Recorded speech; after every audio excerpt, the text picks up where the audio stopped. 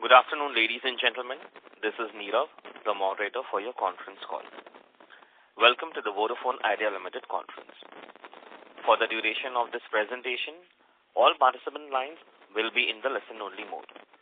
After the presentation, a question and answer session will be conducted. Should you need assistance during the conference call, please signal an operator by pressing star, then 0 on your touchtone phone. Please note that this conference is being recorded. We have with us today Mr. Akshay Mundra, CEO of Vodafone Idea Limited, and Mr. Murthy GVAS, CFO of Vodafone Idea Limited, along with other key members of the senior management on this call.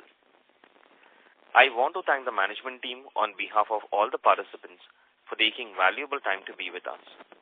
Given that the senior management is on this conference call, participants are requested to focus on key and strategic and important questions to make sure that we make good use of the senior management's time. I must remind you that the discussion on today's call may include certain forward-looking statements and must be viewed, therefore, in conjunction with the risk that the company faces. With this, I now hand the conference call over to Mr. Akshay Mundra. Thank you, and over to you, sir. Thank you, Nirav. A warm welcome to all participants to this earnings call. Yesterday, our Board of Directors adopted the unaudited results for the quarter ending December 31, 2023.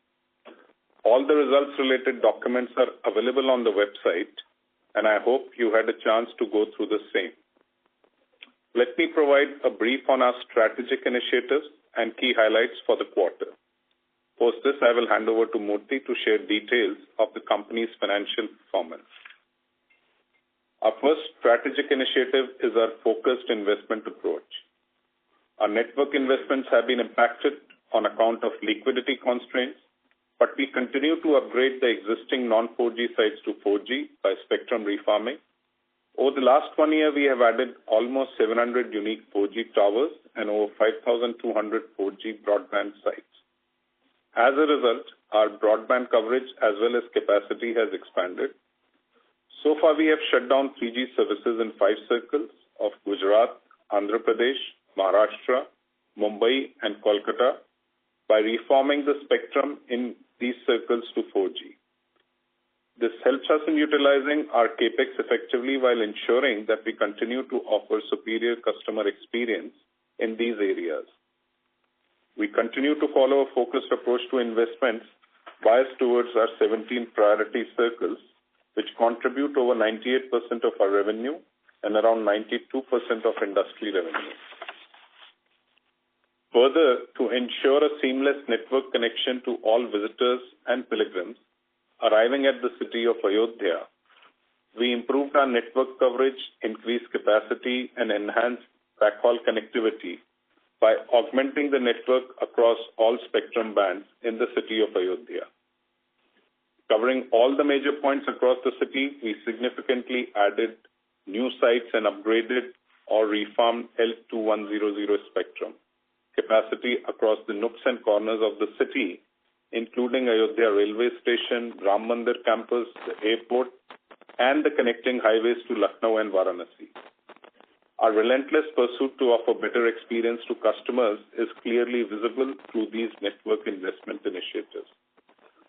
On 5G, we are in discussion with various technology partners for finalization of our 5G rollout strategy, as well as working with many partners to develop use cases relevant to the Indian market, and have partnered with leading handset manufacturers to test their extensive 5G smartphone portfolio on our 5G network. We are also in advanced stage of trials of Open RAN and embracing new technologies such as virtual RAN. Moving on to market initiatives, our brand We continues to garner good reception, building brand affinity across all customer segments in the country. The company continues to make extensive progress on the marketing front by communicating key differentiators to consumers, entering into alliances, and introducing various innovative products and services. Our new brand campaign, Be Someone's We, delivered a powerful message of how a mobile network can serve as a bridge for forming human and social bonds promoting inclusivity and fostering a sense of togetherness. The campaign focused on deepening emotional affinity to build positive momentum and consumer connect for We. This campaign was promoted across TV, digital, and on-ground. To promote the campaign, various on-ground engagements were carried with NGOs, old age homes, etc., who celebrate the brand's promise of being someone's We with people who are experiencing loneliness.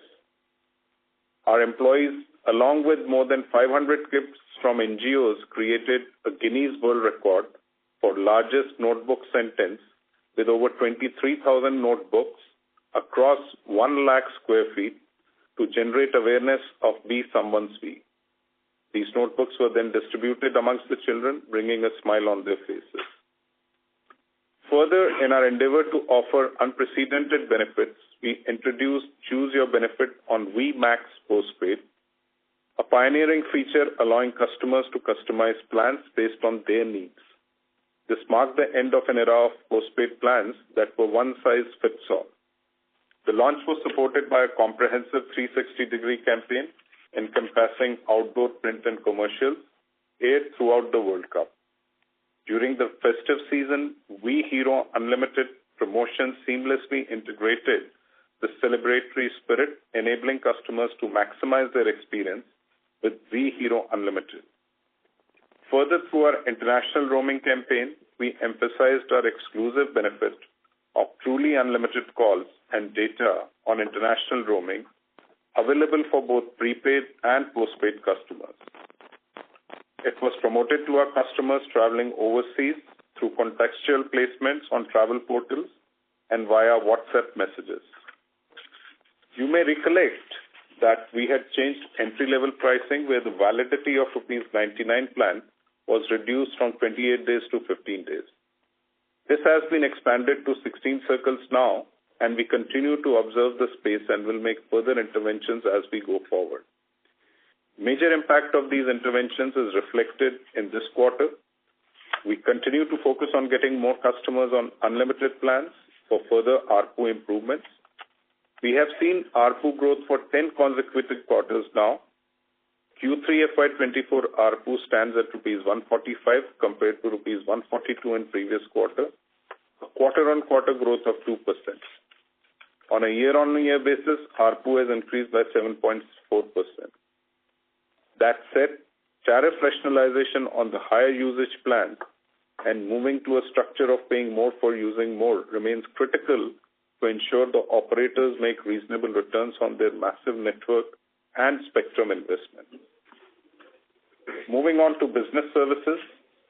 Business services or enterprise segment is one of our strength areas owing to our long-standing relationships with our enterprise customers, as well as our ability to leverage from the experience of Vodafone Group in various global markets. We continue to make progress in line with our stated strategy of transformation from telco to techco for our enterprise offering. Our planned expansion of services beyond connectivity has seen good traction, and we continue to work with multiple partners to make our offerings more relevant to enterprise customers.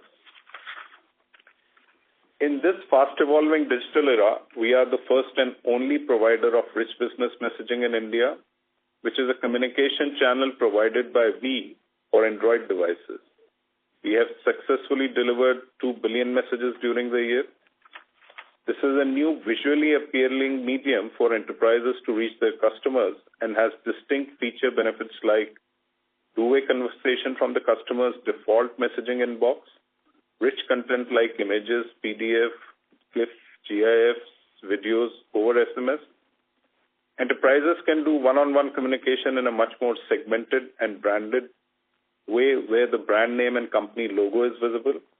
Enhanced security features like verified shield badge, whitelisting, and firewall protection against spam and fraud.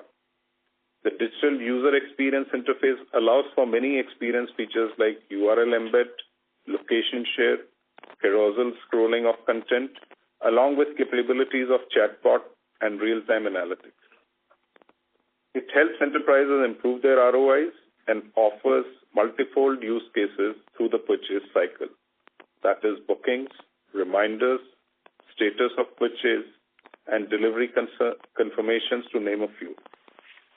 During the quarter, V-Business has been honored with Frost & Sullivan Best Practices Award 2023, wherein our smart mobility solutions have received the 2023 Enabling Technology Leadership Award, and our session initiation protocol, that is SIP trunking services, have received the 2023 Technology Innovation Leadership Award for the second time in a row. The new strategic initiative is driving partnerships. The next strategic initiative is driving partnership and digital revenue streams. We have set a strong digital roadmap for the company and have been executing the same through strategic partnerships in our continuing journey of being a truly integrated digital services provider. We are building most of these offerings on our V app.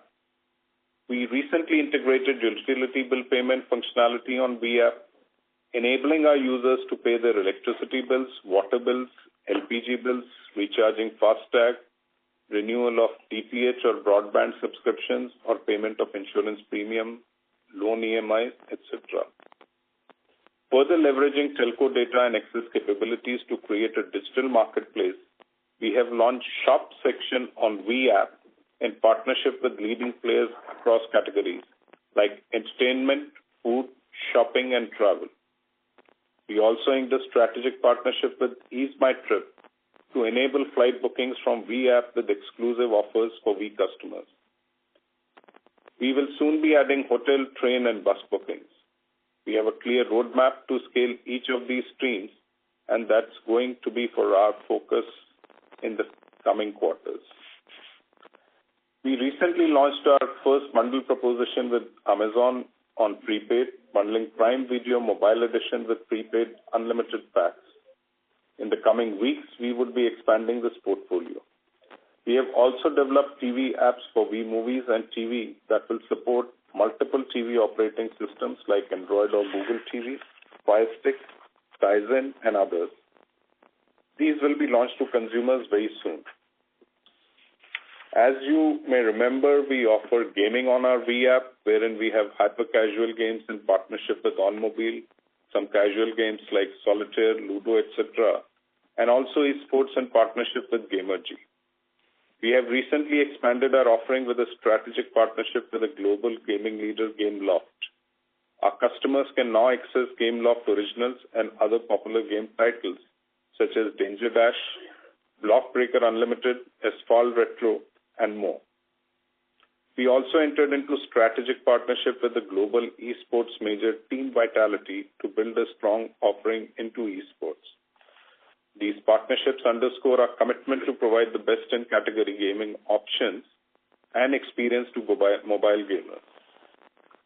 On the jobs front, we recently got into a strategic partnership with Job Hai, an InfoEdge group company, to strengthen our jobs proposition by providing early and exclusive access to new jobs and a guaranteed interview within 48 hours of applying for a job. Based on the transformation we have seen over the last year, our customer ratings on Play Store have improved, taking our app ratings to the best in industry. We continue to maintain the same trend. Further, on the customer servicing front, we remain focused on providing best customer experience. We have seen reduction in the overall customer complaints. Also, in line with evolving customer behavior, around 60% of our customer service requests are now raised digitally compared to 40% a year ago. We would like to reiterate that we will continue to have a disproportionate focus to build a digital ecosystem with our partners, enabling a differentiated experience for V users, which will help us to drive customer stickiness as well as provide incremental monetization opportunities.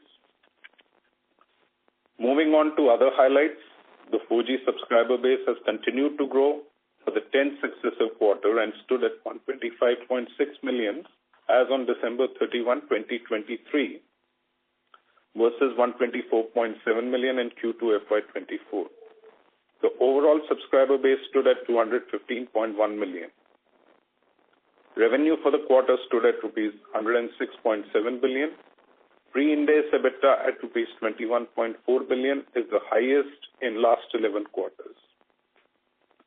ARPU improved to rupees 145, up 2% quarter-on-quarter versus rupees 142 in Q2 FY24, primarily aided by migration of subscribers to higher ARPU plans, higher uptake of data sachets, and higher international roaming revenue, as well as change in entry-level plans.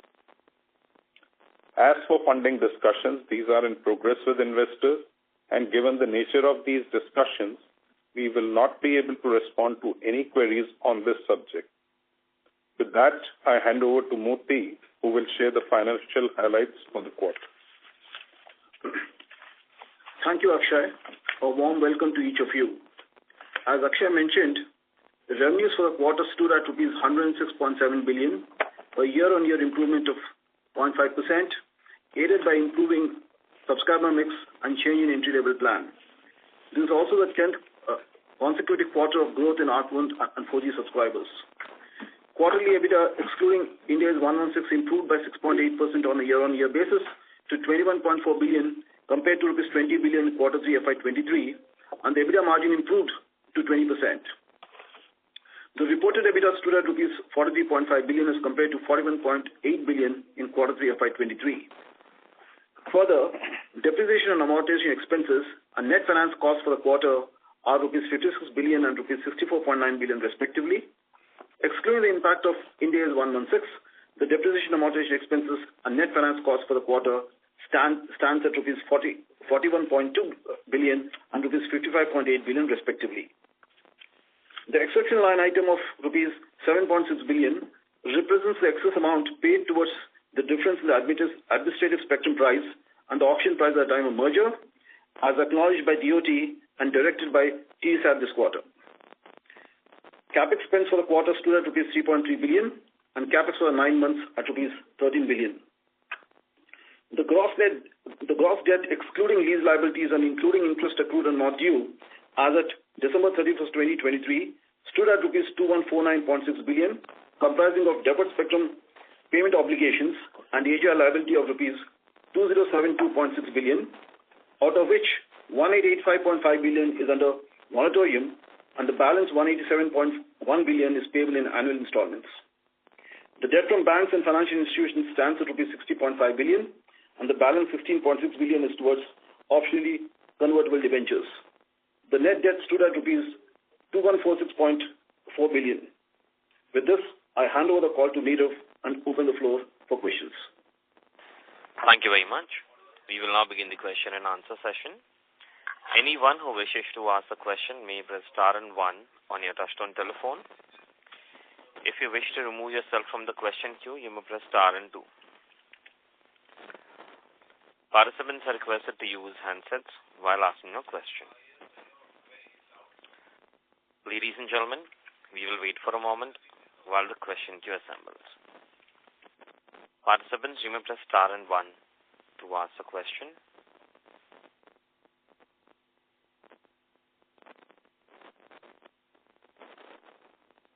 Ladies and gentlemen, you may press star and 1 to ask a question. The first question is from the line of Vivekanand from Ambit Capital. Please go ahead. Hi, thank you for the opportunity. The first question I have is on the network cost provisions. So I know that the reported number is pre-Ind AS or rather post-Ind AS.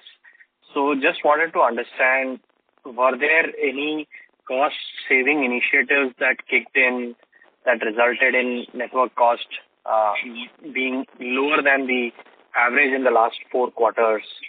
That's my first question. I'll ask my other ones after you answer this. Vivekanand, Murthy this side, and just to respond to it, the costs in this quarter are usual. These were lower due to seasonal impacts, and therefore, if you look at the 9 months over the 9 months period this quarter and this year and last year, I think the costs are in line. And Vivek, if I may add, I think while the larger part of the reduction is coming from seasonality, there was some impact also because of some reduction in energy cost in a few circles. Also, we continue to take initiatives in terms of taking actions to reduce our cost, which are not a single large initiative which may result in a large cost reduction, but there are constant initiatives being taken to bring down cost in each line item. And I think that also contributes to the overall cost improvement. Okay, thank you. As far as the refarming initiatives are concerned, you have mentioned that 3G has been shut down in 5 circles. The reason why you shut 3G down now, was it because there were too few number of users who had only 3G handsets, or was it something else? I'm just curious to understand what is the driving force behind the timing of 3G shutdown. You could have done it earlier also, but I'm sure you have some logic to decide why you shut down only this quarter. Okay, Vivek, I think maybe we have been in the 5 circles where it is not shut down completely. Some districts have been shut down earlier also. It's not that this has all happened in this quarter. What we mentioned is that in these quarters, these 5 circles, all the 3G sites have been completely closed.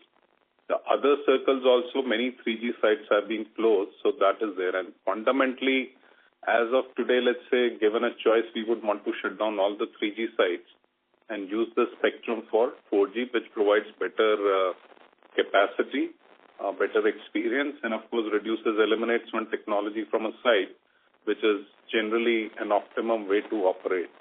However, the continuation is only based on the number of 3G devices, and progressively we are continuing to close down 3G sites. While I cannot give a definite timeline, but I would expect that in the next financial year, we should also be able to close the entire 3G network as the number of handsets reduce on the network.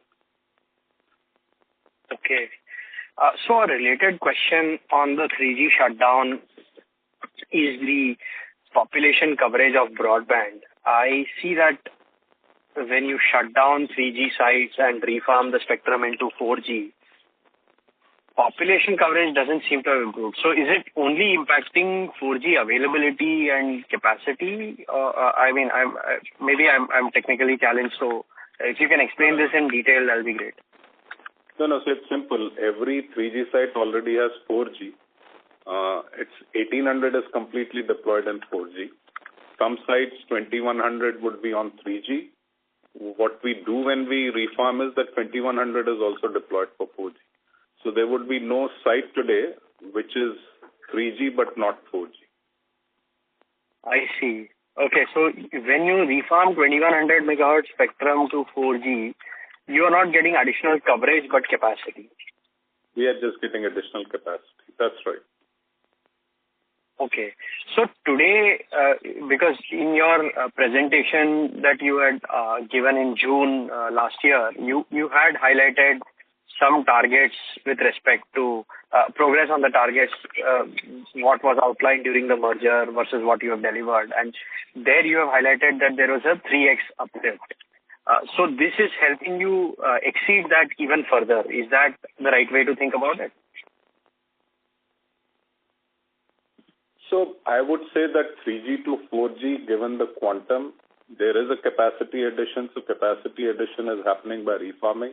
Capacity addition is also happening where we have deployed some 4G only sites, although these have not been very large, and I alluded to the numbers in my opening remarks.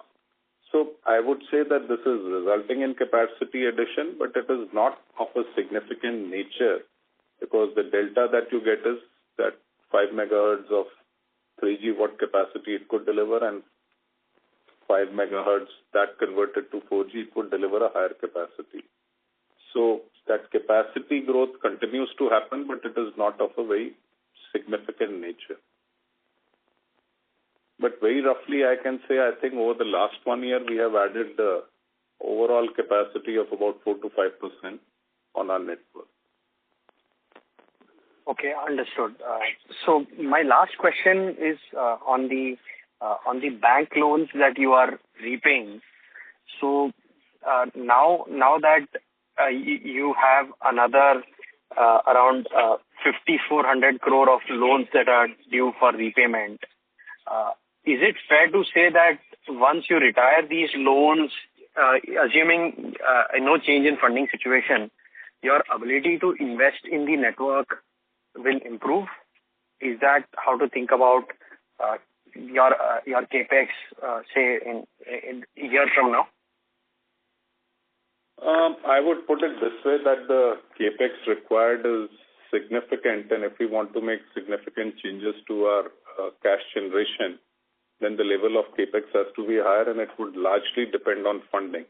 Of course, the easing out of debt situation does help us in setting aside some capital or some cash for capex.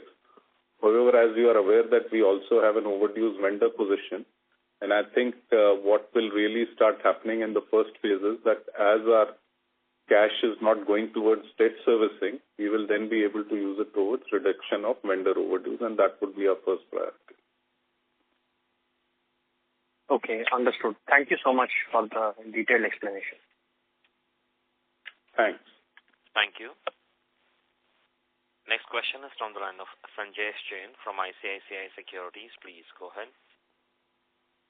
Yeah, good afternoon, sir. Thanks for taking my question. First, on the last quarter also, I did ask the question that things doesn't look like improving on the subscriber addition. That for the industry as a whole has significantly slowed down. Any particular reason why there is a sudden deceleration in the subscriber growth across the operator? Sorry, could you repeat the last part? You said significant? Deceleration in the subscriber addition for Vodafone as well as for the industry. No, so I think last 2 quarters. Okay, so I think as far as industry is concerned, we have only seen one set of figures which show a similar trend of subscriber additions. In our case, the reduction or the higher level of decline is coming out of 2 factors. One is that, as we had mentioned, that last quarter we had significant additions in that Indira Gandhi smartphone Yojana. And so that had kind of helped us in resulting a lower net decline. And then if I take out the impact of that and build some additional loss of subscribers because of the change in the entry-level plan, so any change that you make in the entry-level plan or any plan would be generally overall positive on the revenue, but it does result in a one-time increase in churn. If I take those 2 factors into account, our churn or our net decline in subscribers is more or less in line with what we saw in Q1. So Q2 was helped a bit by the Indira Gandhi smartphone Yojana. So I think the industry additions continue. There is no deceleration there. But of course, we need to make investments to get into positive territory of subscriber additions, because while we continue to acquire more customers higher than our share of gross adds is higher than our customer market share, but we need to provide additional coverage so that we can arrest the churn completely and move to a positive territory of subscriber additions. Fair enough. Coming to the investment, even in this quarter, we saw that capex outlay was only 3 billion odd. Do you see in the coming quarter a higher share of cash flow now that there is lower repayment required for the bank loan, and we have started doing some vendor payout also in this quarter? Do you see more share of cash flow being deployed for the capex going next quarter onwards? I mean, let's say in this current quarter, which is Q4, we still have fairly large debt servicing. I mean, let's say that does not leave us any additional room. I think in the next financial year, Q1, we will have to strike a balance between what we allocate to CAPEX so that at least we are making some investment which can enable us to improve our cash flows, while in parallel also paying something to the vendors so they see a reduction in overdues. So it's a fine balancing act we have to do till the time we get funding. And of course, when funding is there, then the new funding will be used for new CAPEX, and the generation that we are getting from our operations minus the old debt servicing will be used to pay the vendors. That's the way we are planning this out. Fair enough. My last question is on 5G. We said that we are now speaking with the vendor and evaluating. Any initial thoughts on how do you look at 5G deployment? I think I would say that this is evolving in a manner, and I think we will at least have the benefit of seeing what is the 5G adoption happening. I think significant investments have been made on the 5G front with significant CAPEX being incurred. The challenge which we see today is that there is no monetization happening. In fact, the way 5G is priced today is actually resulting in discounting of 4G also, because whatever is being used on 5G, that is not counted at all. So I think there are two things. The strategy of rollout is that we need to provide a good experience to our customers, where customers are asking for it.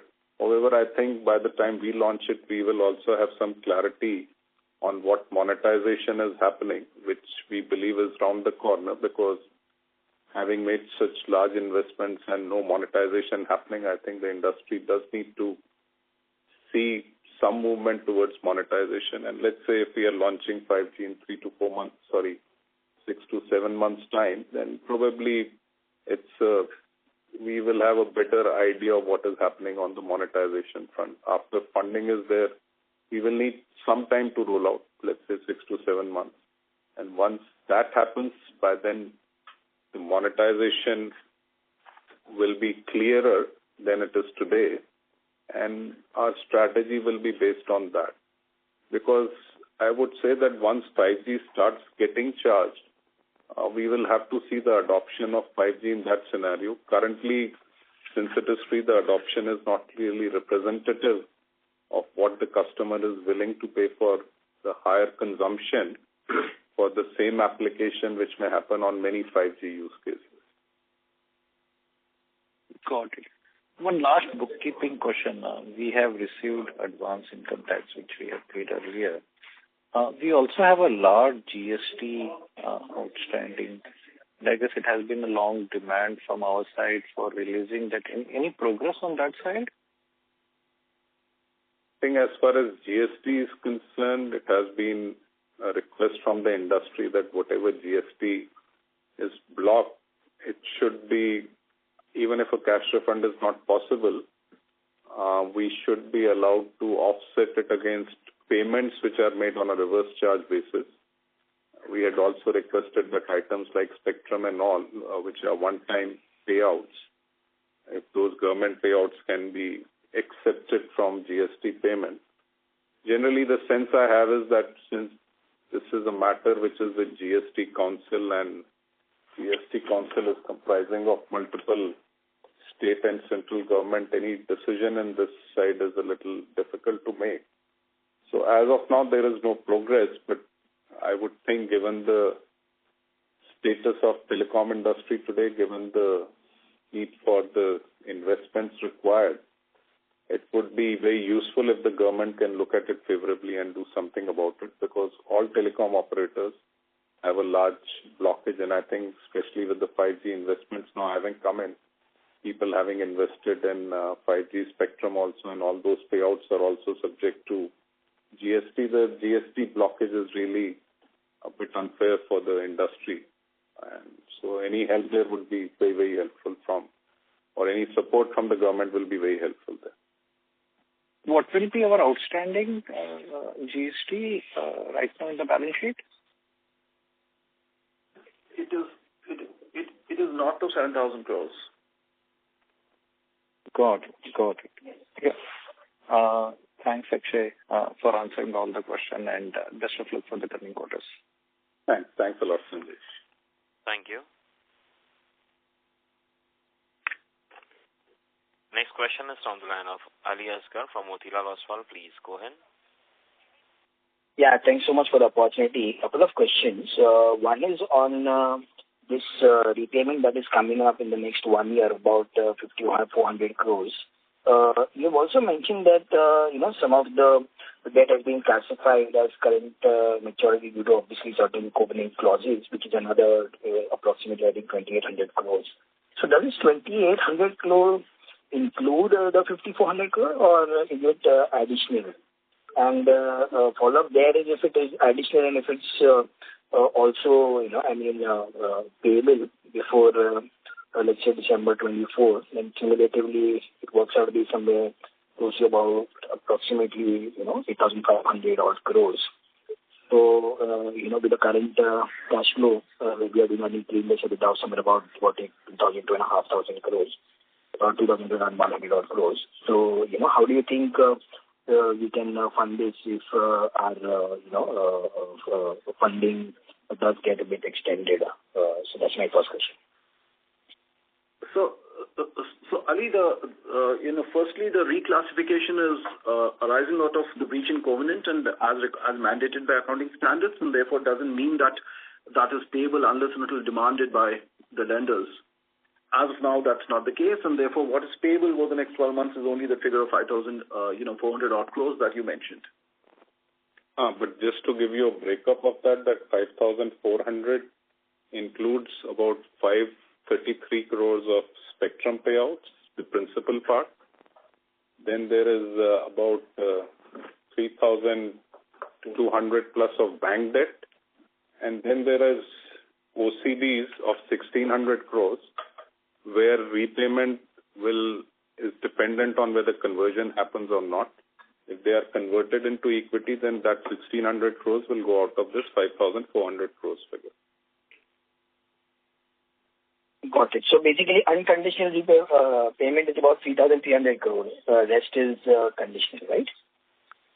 No, the spectrum payment is also unconditional. Correct. But I'm saying that is less. So the 1,600 out of this is really different.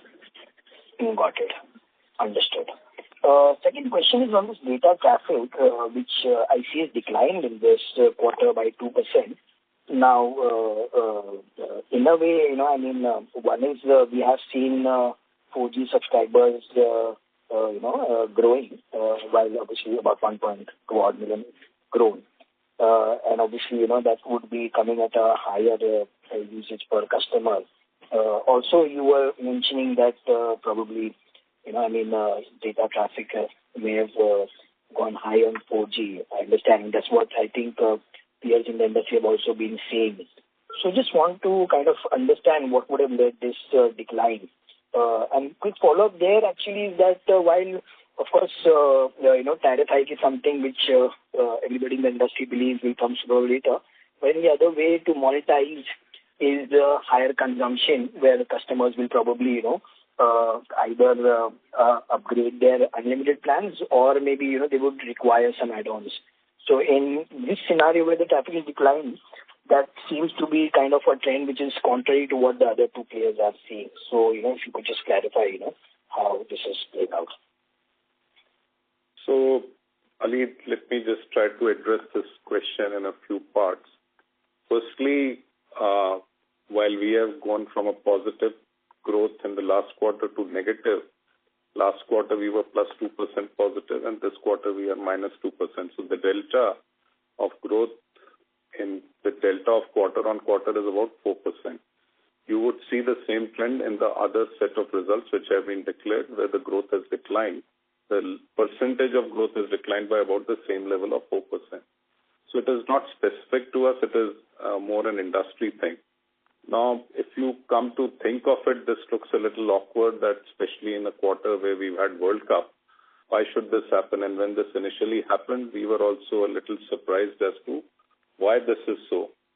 And I think a complete answer to this is not available, but with whatever trends we could see, one of the things which happened is that a lot of consumption happens on OTT content which is watched on the mobile. During the World Cup, there were few things that we observed. One is all India matches were normally on weekends, whereby people were watching this largely either on cable TV, where the time lag was minimum, and we had observed somewhere that there was a time lag of 5 to 6 seconds in the OTT platform. And in fact, I was joking with my team that 5 to 6 seconds is hardly anything, and people were telling me, no, when you're watching a live match, 5 to 6 seconds delay could be a lot. So I think India matches, people watched a lot on the cable TV. Also, while at home, even if they were watching it on the OTT platform, it was probably more on Wi-Fi. So when we have evaluated the data, especially during the weekends where India matches were there, the data consumption actually declined. So I think there is a bit of a difference, and I would say that if you compare with IPL sees a fairly long period of increased data consumption, which is generally the expectation during World Cup, but the consumer behavior during World Cup and during IPL has been quite different. The other point which you were mentioning is that another way of getting higher revenues is monetizing the data. And I can tell you in this quarter, we have seen a higher sale of data sachets, which I had also mentioned in my opening remarks, is one of the factors which is a marginal contributor to the improvement in ARPU. So while the overall data consumption has reduced, the sale of data sachets has increased. And so I think it's a bit of a mixed bag. Maybe people have not utilized their quota fully. And in fact, this trend has kind of increased. The consumption has somewhat reduced on some of these days during the World Cup, and it has been back. So in summary, this is not only us. The other results which have been declared also show the same result. The sale of data sachets over and above the limit has actually gone up, so that is not a factor which is resulting in data reduction. So we'll have to see what is happening over a longer period of time. But definitely the quarter is a bit of an aberration in terms of trend of data traffic. I hope I've answered your question. Yes, thanks so much for that elaborate answer. That's very clear. Sorry, I joined a little late, but if you did explain, can you just explain this TDSAT related gain of 60 crore is related to what? So as I mentioned in my opening remarks, the gain of that 7.6 billion is on account of a difference. We had, if you recollect at the time of merger, based on the merger guidelines, we had to pay a certain amount to the DOT, which the DOT had raised a demand. We have subsequently found that the demand was possible on a higher side, and that we had taken up with DOT. We also filed a petition in the TDSAT. DOT accepted that, based on their calculations, it's an amount of 7.6 billion, whereas as per us, it was supposed to be about 1,200 crores. So therefore, the balance amount is still, sub judice, but currently TDSAT directed that the 7.6 billion be given to us, and therefore that's a trade that's come in the financials. So cash is not received yet, you are saying, but we have reverted on the basis of the TDSAT ruling. That's right. It will be adjusted against the payables that we have, towards a license fee and other dues to DOT. I mean, basically, it is a non-cash item in the sense that there is no transfer of cash, but it is a cash accretion because we have been able to use it or set it off against other liabilities, which we would have to pay out cash otherwise. So it's a clear refund. Effectively, it's a refund of what we had paid excess at the time of merger. And just to be clear, what was this payment towards? Sorry, what was this towards payment of during merger? You see, during the merger, for the merging entity, the differential in price of the administered spectrum versus the market price of the spectrum has to be paid. This was calculated by DOT in a certain manner, which we have challenged. Out of the challenge, and a larger challenge is still being contested. But DOT had themselves accepted that there was an excess calculation of 775 crore. As an interim relief, TDSAT has ordered that this should be refunded by DoT. In fact, this should also be refunded along with interest according to us. And that would be a part of the final decision which the TDSAT gives on the matter. So we are looking at two further benefits in the same case. One is that there is an incremental amount of calculation where DoT and VIL still have a different view. And secondly, on what has been agreed, the interest on that is still to be closed in the final hearing as and when it happens at TDSAT. Got it. This is very clear. Thank you so much for answering all my questions. Thank you. Next question is from the line of Kunal Vora from BNP Paribas. Please go ahead. Yeah, thanks for the opportunity. I just wanted to understand the capex. So what we are seeing now, I think, is the lowest we've seen in like many years and maybe like the lowest ever. Does this hamper the businesses in any way? And can you continue operating at 3% capex to sales? What's the minimum amount of maintenance capex which you think should be done? Kunal, this question of maintenance capex has been asked many times. And I think in the past also I have replied certain times that there is very little capex which goes out of use because it is no longer usable. It goes out of use because the technology forces you to change it. So we would currently have equipment deployed in our networks which is surviving for much more than the 9 years of life over which we depreciated. And there are also cases where we've had to retire equipment earlier than that life because the technology has changed. In essence, what I'm saying is there is very little in terms of concept of maintenance capex. And if you will see, as far as VIL is concerned, we went through a massive integration exercise where a lot of 2G equipment was surplus. So to that extent, from a maintenance perspective, as far as 2G or 3G is concerned, we have sufficient equipment available. So really speaking, from a spares perspective, the only place where that is required is 4G. And those are all generally covered by AMCs. So AMC appears more as OPEX. And so really speaking, there is very little that is to be incurred by way of maintenance capex. Currently, the capex which we are incurring is more to kind of do the necessary capex where some capacity bottlenecks are there. It is necessary to incur. IT is a major, some of the IT development is a part of capex. There are new regulations which come up which have to be addressed. That has to be done. There are some places where equipment is end of life. That is to be replaced. So I think all that is happening. But to maintenance capex, I don't think there is much of maintenance capex. Large part of it is covered by AMC. Understood. Thanks. I just wanted to understand, so if you don't see any data volume growth, can you manage with this 3-4% capex to sales? Kunal, as I have been saying, our challenge has not been capacity of late, and we have been providing good speeds, which have remained good over a long period of time. So capacity, while it is not equally distributed, but our overall performance on speeds and performance is good. But in terms of sustenance, at one level I can say that capex then is required primarily for expansion of coverage. And I think from a competitive perspective, that is essential. And that will happen only once funding is there. But with our debt largely having been serviced and with the current level of cash generation, it is not an ideal situation to operate. We would want to make investments, but it is also right that we are generating cash where we are able to meet our obligations and provide service to customers. The only negative thing is that we have to make sufficient investments to be able to arrest the decline of or loss of subscribers. That is the most essential thing, I think.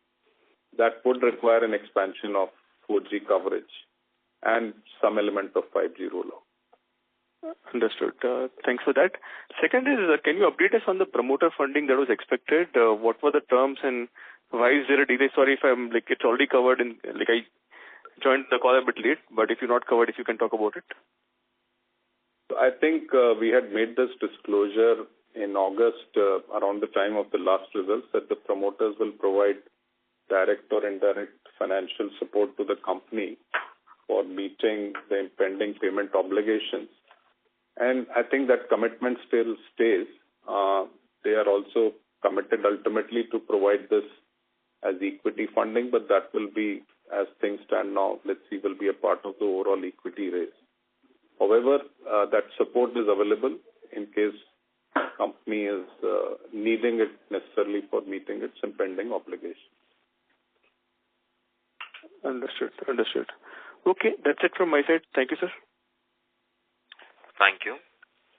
Next question is from the line of Bharat Ranjan from Antique Stock Broking. Please go ahead. Thank you for the opportunity.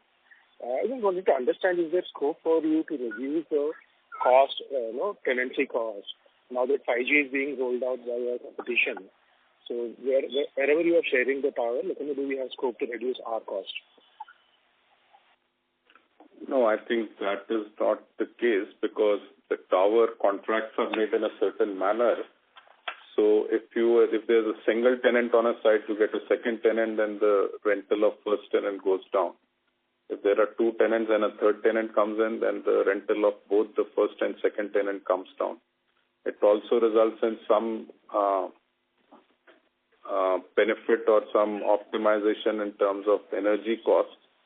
However, if the number of tenants on a site does not change and a new tenant is only deploying or existing tenant is only deploying new equipment, then the rental for that tenant increases without any reduction to the existing tenant. So 5G deployment is not the case where the cost of existing tenants can go down. The upgradation of 2G customers over the last quarter, do we see a improving trend or is it largely flattish? I mean, there is a constant, so I think when you say improving trend, you mean that are we continuing to see an upgrade? So we continue to see upgrade. The pace of upgrade is not very different. It has continued at a certain pace. And as I mentioned again, that if that pace has to accelerate significantly, we would need to expand our 4G coverage. But as you will see that over the last 10 quarters, we have continuously improved our ARPU and our 4G subscribers. So generally, that is a growing trend, both in terms of 4G subscribers, which is a surrogate for higher ARPU subscribers. And that is shown in the fact that our ARPU, actually, if you look at in percentage terms, while our customer mix is different and our absolute ARPU is lower, but if you will see the percentage improvement in ARPU over the last 1 year or even last 2 years, we have had similar percentage of ARPU increase as competition has had. But a large change in the customer mix can happen only by expanding 4G coverage and having a significant change in that trajectory that we have seen until now. Thank you. Thank you. Next question is from the line of Hemang Khanna from Nomura. Please go ahead. Hi, sir. Thank you for taking my question. I had a couple of them. So firstly, on the subscriber mix, now that, the... Hemang, sorry to interrupt you. Can you please speak a little louder? Am I audible now? Yes. Yeah. Firstly, on the subscriber mix, now that the tariff intervention for the 99 rupees plan is largely done, would it be fair for us to understand that, broadly speaking, going forward, the overall subscribers declines would moderate from here on? And my second question is related to the overall payments which are present in FY2025-26. Could you please share what would be the overall payables in terms of government and other debts over each of these 2 years for FY25 and 26, please? Okay. Let me answer the first question and I'll leave it for Murthy to answer the second question. But I think we'll be able to give you a figure for FY25, which I think was answered in the earlier question, but he can answer that question once again. So on your question of 99 plan, one is that this has been implemented in 16 of our circles, and whatever impact it had to have on churn, I think that is completed. In our 6 circles, we have still not implemented it. We may implement it in future. As I mentioned earlier, there is a bit of accentuation of the churn that we have seen in this quarter because of the change in tariff plan, which happened in the last quarter. So in some ways, yes, it should represent a bit of an accentuation of the overall net decline. So one would expect that going forward in the next quarter, we should see some improvement in this KPI. However, the extent and quantum of that is difficult to predict. Sure. Thank you. Now, I think as far as the liability is concerned, in the last question we said there is about 5,400 crores of servicing in FY25, out of which roughly 500 crores was towards spectrum, and this is only the principal part of spectrum. The installment is higher, about 3,200 is towards bank debt, which is actually falling due. And then there is 1,600 crores of OCDs, which are currently counted in that figure, but there is a possibility that they may get converted. And if that happens, then that 1,600 will reduce from the 5,400 crores figure, which has been given for FY25. I will ask Murthy if he has an FY26 figure, but it will be a very nominal figure because a large part of the bank debt will be very nominal. Of course, the government debt is large. Yeah. So 25-26, once the moratorium, gets over, then that case there's a lumpy payment to be done. And as Akshay mentioned, the bank debt is a nominal one. But the overall amount is close to about 30,000 crores. What is the bank amount this time? It's about 1,800 crores. So the bank debt will be 1,800 crores. The government payable will be higher because it will both be. So that would be in FY26. It would be 6 months only. Yeah. Right. And sir, you mentioned about 30,000 crores as the overall payment which is related to the government side in FY26, right?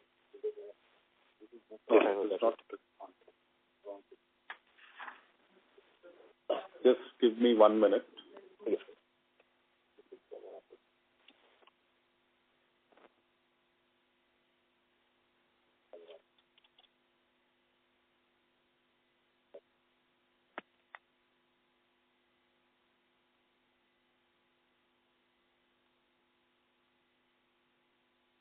Yeah, so in FY26, the government payout will be roughly 28,000. 28,000. Got it. Thank you so much. Thank you. Next question is from the line of Ramesh Haran from HSBC. Please go ahead. Yeah, hi. Thank you for giving me the opportunity. We do get to hear a lot of negative news on ET now, money control, etc., on various topics. So what is VI doing to clarify on these and take this up for subsequently so that these sort of negative news do not come in which are unsubstantiated? I think, Ramesh, as you mentioned, a lot of this news is unsubstantiated. That is the way the media operates here. I think there's very little we can do about it unless the government itself does something or the regulatory agencies themselves do something to regulate the media on not publishing such unsubstantiated reports. I think there's very little that we as corporates can do anything about. Thank you. Thank you. Ladies and gentlemen, we'll take that as the last question. I will now hand the conference over to Mr. Akshay Mundra for closing comments. Thank you, Neerav, and thank you everyone for participating. In line with the evolving industry landscape and changing customer needs, we have revamped our offerings as well as focusing on execution to effectively compete in the market. Resultantly, we are able to grow our 4G subscribers and ARPUs consecutively for last 10 quarters. We have also reported in this quarter the highest pre-Ind AS EBITDA of rupees 21.4 billion in the last 11 quarters. Further, we remain focused on providing competitive data and voice experience at locations where we are present, and are building a differentiated digital experiencing, adding several digital offerings in the recent quarters. Our share and gross customer addition continues to remain higher than our customer market share for last several quarters, clearly reflecting our ability to compete in the market once the investments are in place. We remain engaged with various parties for fundraising to make required investments for network expansion, including 5G rollout. Thank you all for joining this call. Have a good evening. Thanks. Thank you very much. On behalf of Vodafone Idea Limited, that concludes this conference. Thank you for joining us, and you may now disconnect your lines. Thank you.